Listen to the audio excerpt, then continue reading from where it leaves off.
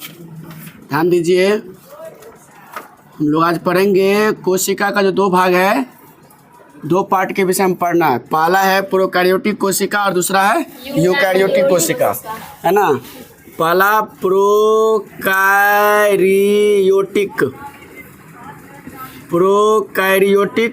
कोशिका, समझे, और दूसरा है यूकैरियोटिक कोशिका, यूकैरियोटिक कोशिका, समझे। कोशिका के दो भाग, पहला बोलते हैं प्रोकैरियोटिक कोशिका और दूसरा यूकैरियोटिक कोशिका, समझे। प्रोकैरियोटिक और यूकैरियोटिक। प्रोकैरियोटिक कोशिका जो होता है वे होते हैं एक कोश के जीव में, अर्थात बैक्टीरिया हो गया, जीवाणु हो गया, साइनोबैक्टीरिया हो गया, इसमें पाए जाते हैं प्रोकैरियोटिक कोशिका। और यूकैरियोटिक कोशिका जो भी हम लोग बहुकोशिकीय जीव हैं, जैसे मानव हो गया, पादप हो गया, और भी जो भी जंतु हैं, जितने जंतु कोशिका है सभी के सभी और पादप कोशिका किस में आते हैं? यूकैरियोटिक में, समझे।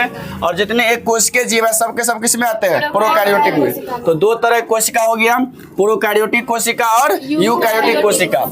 यूकैरियोटिक कोशिका को हम लोग दो भाग में बांटेंगे। पहला को या तो आप जंतु कोशिका बोल दीजिए या पादप कोशिका बोल दीजिए। तो पहला हो गया पादप कोशिका, समझे, और दूसरा हो गया जंतु कोशिका, पादप कोशिका और जंतु कोशिका, समझे। वैसे इसका अंग्रेजी भी होता है प्रोकैरियोटिक और इसका अंग्रेजी में यूकैरियोटिक ही होता है। पादप कोशिका को अंग्रेजी में बोलेंगे प्लांट सेल, और जंतु कोशिका को अंग्रेजी में बोलेंगे एनिमल सेल, समझे। तो हम लोग को पढ़ना है सबसे पहले प्रोकैरियोटिक के विषय में और उसके बाद पढ़ना है यूकैरियोटिक के विषय में। तो पहले देख लेते दोनों के विषय में, समझ में आ जाएगा। देखिए प्रोकैरियोटिक, वैसे आप लोग को जब जंतु कोशिका बता रहे थे तो बताए थे कोशिका में क्या क्या सब होता है। सबसे पहले बताए थे माइटोकॉन्ड्रिया से शुरू किए थे। माइटोकॉन्ड्रिया जो बनाता है एनर्जी, जो क्या बनाता है? ऊर्जा बनाता है, समझे। तो इसमें जो होता है, इसमें भी होता है माइटोकॉन्ड्रिया, और इसमें भी क्या होता है? माइटोकॉन्ड्रिया, समझे। इसमें भी होता है राइबोसोम और इसमें भी होता है राइबोसोम। तो पहले समझिए इसके विषय में। प्रोकैरियोटिक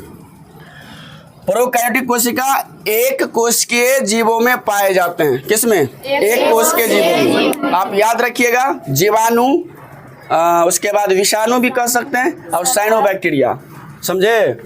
जीवाणु, विषाणु, साइनोबैक्टीरिया इसमें पाए जाते हैं प्रोकैरियोटिक। और यूकैरियोटिक जो बहुकोशिकीय जीव है, अगर याद ना रहे तो ऐसे भी याद रखिए कि प्रोकैरियोटिक एक कोशिकीय जो भी जीव है उसमें होते हैं एक प्रोकैरियोटिक कोशिका, और जो बहुकोशिकीय जीव है उसमें पाए जाते हैं यूकैरियोटिक कोशिका, समझे।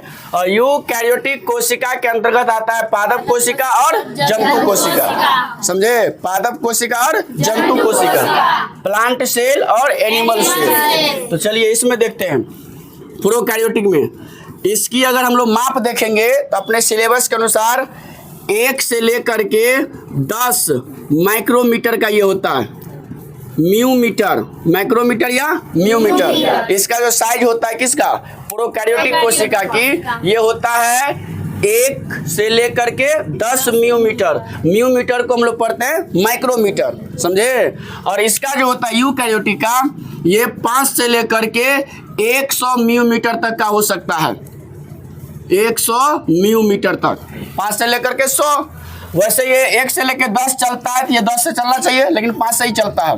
तो ये होता है बहुकोशिकीय जीवों में और ये होता है एक कोशिकीय जीव में, समझे। ये प्रोकैरियोटिक कोशिका और ये यूकैरियोटिक कोशिका। ये बैक्टीरिया, साइनोबैक्टीरिया, और ये बहुकोशिकीय जीव।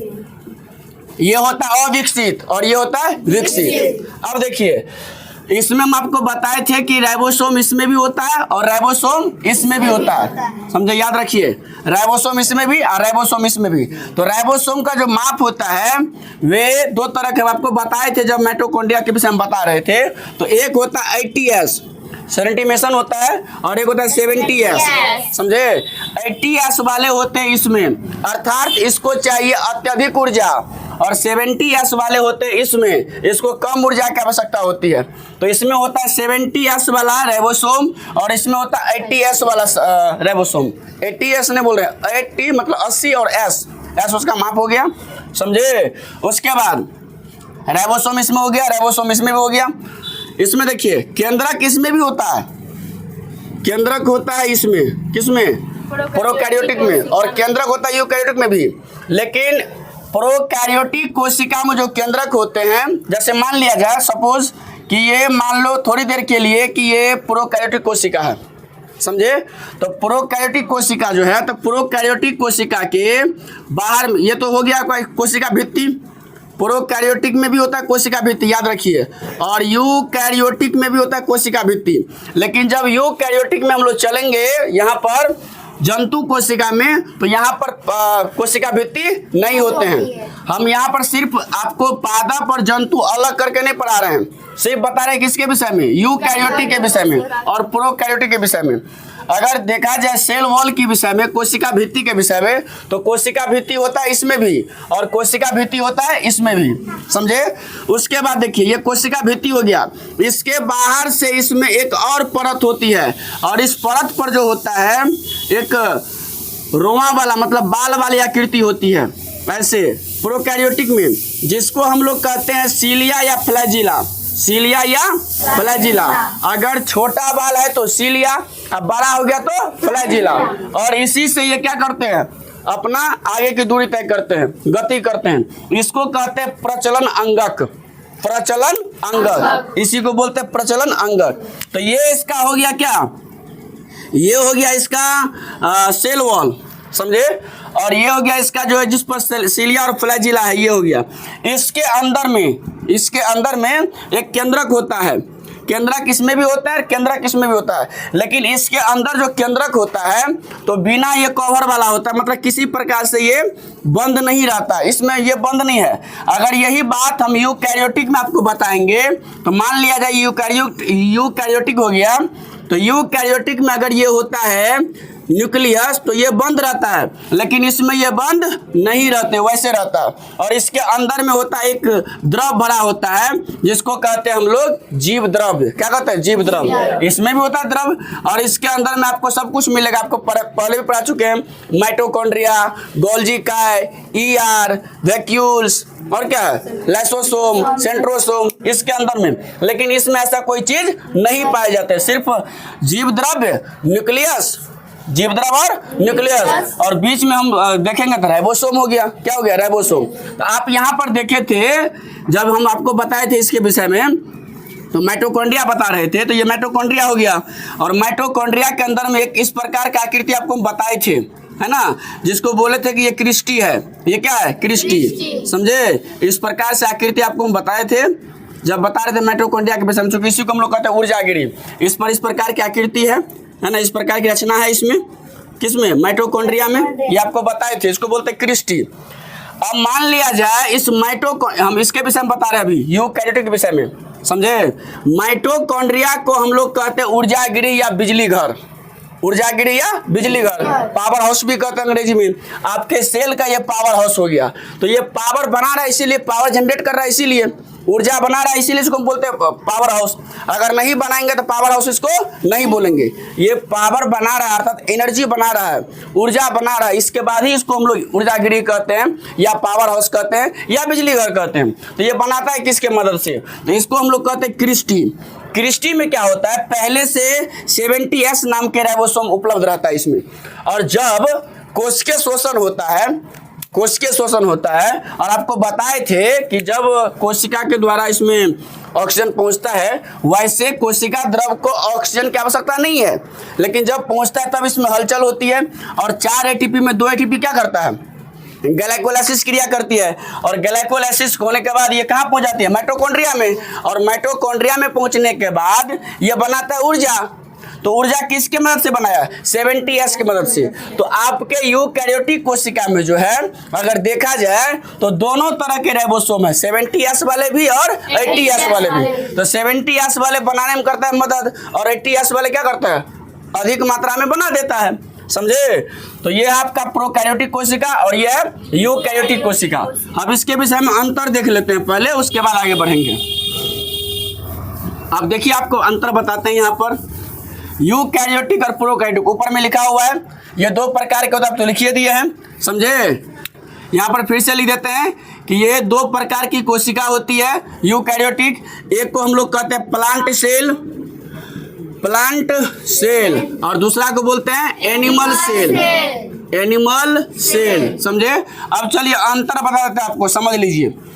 अगर आकार देखा जाए तो हम यहाँ पर लिखेंगे इसका कि इसका आकार, अगर आपको पूछ दो एग्जाम में तो लिख सकते हैं इसका आकार 1 से लेकर के 10 म्यूमीटर होता है, समझे। और इसमें लिखेंगे इसका आकार क्या होता है, इसका आकार 5 से 100 म्यूमीटर अर्थात माइक्रोमीटर होता है, ठीक है। अगर ये देखा जाए, ये पहला इसका हो गया अंतर। दूसरा अंतर में लिखेंगे इसमें कि यह अविकसित होता है। यह क्या होते हैं, यह अविकसित होता है ना। और ये क्या होता है बाबू, ये होता है, यह विकसित होता है। अगर आपसे अंतर पूछेंगे तो ये विकसित होता है, समझे। इसके बाद इसमें क्या पाए जाते हैं, इसमें 70S वाले राइबोसोम पाए जाते हैं, है ना। अगर ये लिखेंगे इसमें राइबोसोम पाया जाता है, इसमें राइबोसोम पाया जाता है, तो ये दोनों क्या हो गया, समानता हो गया। अंतर बताना है ना, तो इसमें राइबोसोम तो पाए जाते हैं, लेकिन कैसा 70S वाले, इसमें कैसा 80S वाले, समझे। तो तीसरा अंतर हम लिखेंगे कि इसमें 80S वाले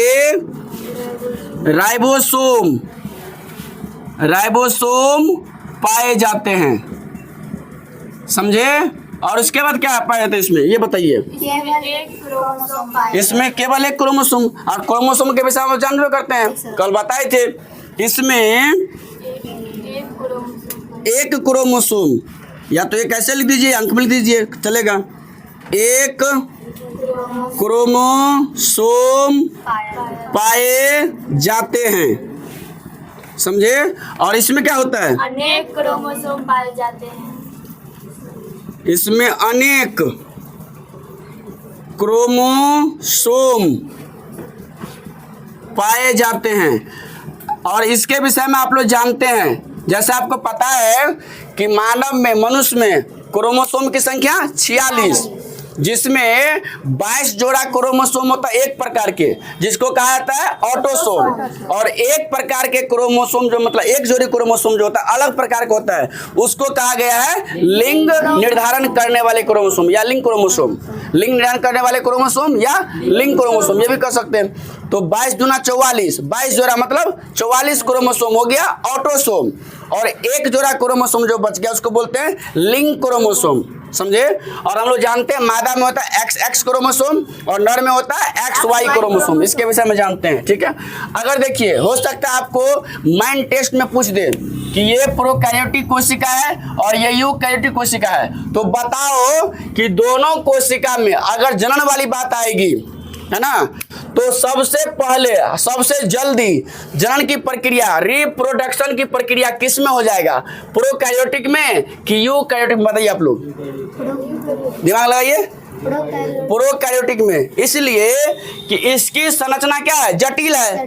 तो इसकी संरचना अगर जटिल है तो सारी की सारी प्रक्रियाएं जटिल रूप से होंगे, और इसकी जो रचना है सरल है और विकसित है, तो ये तुरंत, चूंकि इसमें ज्यादा देख रहे हैं, आपको बताए थे कि अंदर में जो है सेल वॉल के अंदर जीव द्रव और न्यूक्लियस और राइबोसोम इतना ही थे, समझे। लेकिन न्यूक्लियस भी था तो बिना किसका, अस्तर का, उसमें किसी प्रकार का घेराव नहीं था, समझे। वे किसी पैक में बंद नहीं थे, वैसे खुले थे, किसमें, किस कोशिका में, समझे। तो इससे स्पष्ट होती है, सिंपल सी बात है कि इसमें इसकी संरचना अगर सरल है तो ये जो जनन की प्रक्रिया है जल्दी कर लेंगे, इसकी जो संरचना है जटिल है तो इसकी जो प्रक्रिया होंगी जनन की वो जटिल रूप से होगा। उसके बाद क्या है, पांचवा,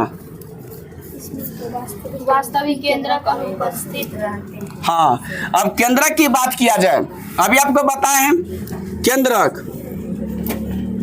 केंद्रक वास्तविक रूप से नहीं होते हैं, वास्तविक रूप से नहीं होते। तो आप लोग के दिमाग में यह ना सेट हो जाए, नहीं होते हैं, यह सेट ना हो जाए कि केंद्रक होता ही नहीं है, ऐसी बात नहीं है, केंद्रक होता है।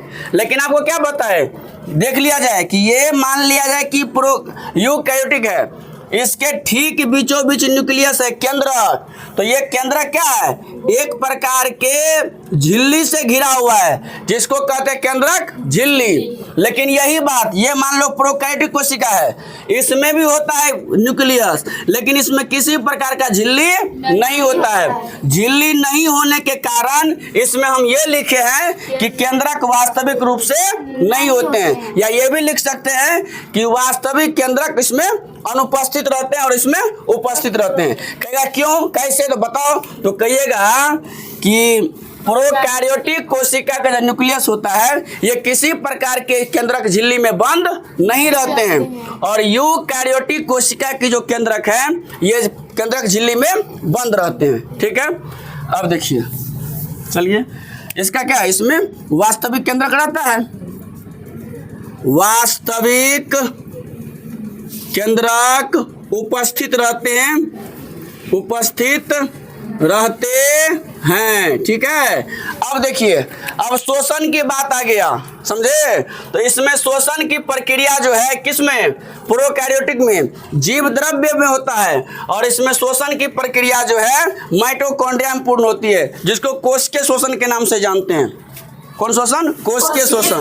तो इसमें कोशिकीय शोषण किसमें, जीव द्रव्य में, और इसमें किसमें, माइटोकॉन्ड्रिया में। और इसी कोशिकीय शोषण के माध्यम से इसमें एनर्जी बनता है, नहीं तो एनर्जी नहीं बनता, और इसको हम बिजली घर कहवे नहीं करते। किसको, माइटोकॉन्ड्रिया को, यूकैरियोटिक नहीं, माइटोकॉन्ड्रिया को, समझे। तो समझ गए आप लोग, प्रोकैरियोटिक और यूकैरियोटिक आया समझ में। तो ये तो अंतर हो गया। अब देखिए कि इसमें पाए जाते हैं, इसमें नहीं, या दोनों में पाए जाते हैं, ये बता देते हैं आपको। ये समझ में आ गया ना, फिर से बताते हैं। कोशिका को दो भाग में बांटा गया है, प्रोकैरियोटिक कोशिका, यूकैरियोटिक कोशिका। आप ये भी कह सकते हैं कि कोशिका के आधार पर दो तरह के जीव हैं, प्रोकैरियोटिक कोशिका वाले जीव और यूकैरियोटिक कोशिका वाले जीव। जो एक कोशिकीय जीव होते हैं उसमें कौन सा कोशिका, प्रोकैरियोटिक, और जो बहुकोशिकीय जीव होते हैं उसमें यूकैरियोटिक कोशिका, समझे। और ये हो गया आपको बैक्टीरिया, साइनोबैक्टीरिया इसमें, और इसमें आ गया प्लांट सेल और एनिमल सेल। कौन सेल, प्लांट सेल और एनिमल सेल, मतलब पादप और जंतु, समझे। इसके बाद इसमें अंतर देख लीजिए, हो सकता है आपको पूछ दे कि प्रोकैरियोटिक और यूकैरियोटिक कोशिका में अंतर स्पष्ट करें, अंतर बताइए, एग्जाम में पूछ दे तो बता दीजिएगा। यही शुरू कीजिएगा कि इसका आकार जो होता है 1 से लेके 10 म्यूमीटर अर्थात माइक्रोमीटर तक होता है, और यूकैरियोटिक कोशिका का आकार 5 से 100 म्यूमीटर अर्थात माइक्रोमीटर होता है। ठीक है, देखिए प्रोकैरियोटिक कोशिका क्या होती है, अविकसित होती है। ठीक है, यूकैरियोटिक कोशिका विकसित होता है, समझे। इसमें 70S वाले राइबोसोम पाए जाते हैं, किसमें, प्रोकैरियोटिक में, और यूकैरियोटिक में इसमें 80S वाले राइबोसोम पाए जाते हैं। ठीक है, इसमें एक क्रोमोसोम पाए जाते हैं, किसमें, प्रोकैरियोटिक में, और यूकैरियोटिक कोशिका में अनेक क्रोमोसोम पाए जाते हैं। उसके बाद इसमें जो वास्तविक केंद्रक होते हैं वे क्या होते हैं, नहीं होते हैं या अनुपस्थित रहते हैं, और यूकैरियोटिक में वास्तविक केंद्रक उपस्थित रहते हैं। वास्तविक केंद्रक कहने का मतलब यह हो गया कि ये अगर किसी कोशिका के अंदर में केंद्रक है तो अगर वह केंद्रक झिल्ली में पैक नहीं है, किसमें, केंद्रक झिल्ली अगर उसके बाहर से नहीं है तो वह क्या हो गया, वास्तविक केंद्रक नहीं हुआ। अगर उसमें बाहर से केंद्रक झिल्ली है तो वो क्या हो गया, वास्तविक केंद्रक हुआ, समझे। तो वास्तविक केंद्रक इसमें होते हैं, इसमें नहीं होते हैं। ये मत समझिएगा कि सर जी लिखा दिया है कि प्रोकैरियोटिक में केंद्रक नहीं होता है, गलत बात है। प्रोकैरियोटिक में भी होता है केंद्रक, लेकिन वास्तविक नहीं। क्यों? क्योंकि बाहर से झिल्ली नहीं। इसमें भी होता है केंद्रक, लेकिन कैसा? वास्तविक। क्यों? क्योंकि बाहर से है झिल्ली। समझे? कोई दिक्कत? तो ये है आपके यूकैरियोटिक, प्रोकैरियोटिक और यूकैरियोटिक कोशिका में अंतर। यूकैरियोटिक दो तरह के, प्लांट, एनिमल। अब हम देखते हैं दोनों में समानता या केवल एक में पाए जाने वाले, ये भी देख सकते हैं। चलिए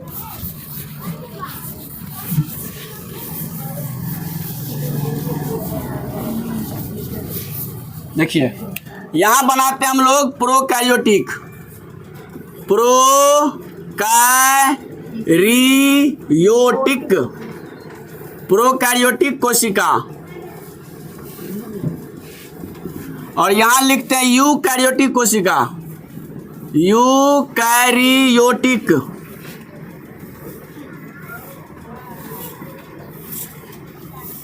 कोशिका, ठीक है। देखिए ऐसे बनाते हैं डाटा के अनुसार, ठीक रहेगा। वो ये डाटा ले लेते हैं, अगर छोटा बड़ा हो गया थोड़ा बड़ा छोटा कर लेते हैं अपने से।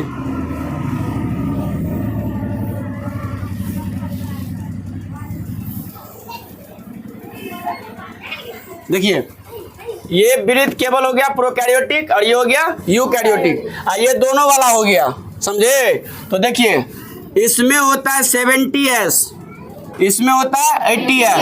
नाम याद हो जाएगा। जब ये 70S बोलेंगे तो क्या होगा? इसका मतलब राइबोसोम, और इसका मतलब क्या होगा? राइबोसोम। ठीक है, ध्यान दीजिए। इसमें होता है लाइसोसोम, इसमें क्या होता है? लाइसोसोम। लेकिन इसमें नहीं होता है लाइसोसोम। होता है? नहीं होता है। इसमें होता है सेंट्रोसोम, सेंट्रोसोम, लेकिन इसमें नहीं होता सेंट्रोसोम। समझे? इसमें क्या होगा? माइटोकॉन्ड्रिया। हाँ, माइटोकॉन्ड्रिया होगा तब एनर्जी बनेगा। तो इसमें होता है माइटोकॉन्ड्रिया। समझे? अच्छा, इसे बीच में लिख देंगे। माइटोकॉन्ड्रिया इसमें होता है, एम से माइटोकॉन्ड्रिया हो गया। और क्या होगा इसमें? जीव द्रव्य, जीव द्रव्य दोनों में होता है। समझे? और क्या होता है बताओ? न्यूक्लियस, न्यूक्लियस दोनों में होते हैं, इसमें भी और इसमें भी। हाँ, बेशक इसमें बिना झिल्ली वाला होता है, इसमें झिल्ली वाला होता है, अलग की बात है। समझे? उसके बाद कोशिका भित्ति दोनों में होते हैं, जिसको हम लोग कहेंगे सेल वॉल, सेल वॉल, या हिंदी में हम लिख देते हैं कोशिका भित्ति। याद रहेगा आप लोगों को, कोशिका भित्ति। समझे? सेल वॉल या कोशिका भित्ति। समझे? और बताएंगे? ER इसमें नहीं होता है। गुणसूत्र, गुणसूत्र दोनों में होते हैं। क्रोमोसोम, गुणसूत्र इसमें भी होते हैं और गुणसूत्र इसमें भी होते हैं। समझे? और बताइए? कोशिका झिल्ली, कोशिका भित्ति में हो गया, कोशिका झिल्ली आ गया, है ना? हो गया कोशिका भित्ति का, कोशिका झिल्ली के लिए चलेगा, कोई दिक्कत नहीं है। और बताएंगे? अगर मान लो 5 नंबर पूछेगा ना, इनके समानता बताओ, प्रोकैरियोटिक और यूकैरियोटिक कोशिका की समानता बताओ। समझे? तो कहेंगे दोनों, इसमें भी होता है माइटोकॉन्ड्रिया, इसमें भी होता है माइटोकॉन्ड्रिया। प्रोकैरियोटिक में होता है जीव द्रव्य और यूकैरियोटिक कोशिका में होता है जीव द्रव्य। प्रोकैरियोटिक कोशिका में होता है न्यूक्लियस, मतलब केंद्रक, और इसमें भी होता है केंद्रक। इस कोशिका में होते हैं कोशिका भित्ति या कोशिका झिल्ली, और इसमें भी होते हैं कोशिका भित्ति या कोशिका झिल्ली। इसमें भी पाए जाते हैं गुणसूत्र और इसमें पाए जाते हैं गुणसूत्र। और अंतर तो अभी आपको लिखा चुके हैं कि अंतर क्या है। कोई दिक्कत है? कोई दिक्कत? तो अपने लोग यूकैरियोटिक कोशिका और प्रोकैरियोटिक कोशिका समझ गए, है ना? प्रोकैरियोटिक में क्या होता है? बैक्टीरिया, साइनोबैक्टीरिया या एक कोशिकीय जीव। समझे? और यूकैरियोटिक कोशिका में कौन आते हैं? जो बहुकोशिकीय जीव है, अर्थात पादप कोशिका और जंतु कोशिका, प्लांट सेल और एनिमल सेल। समझे? प्लांट सेल और एनिमल सेल।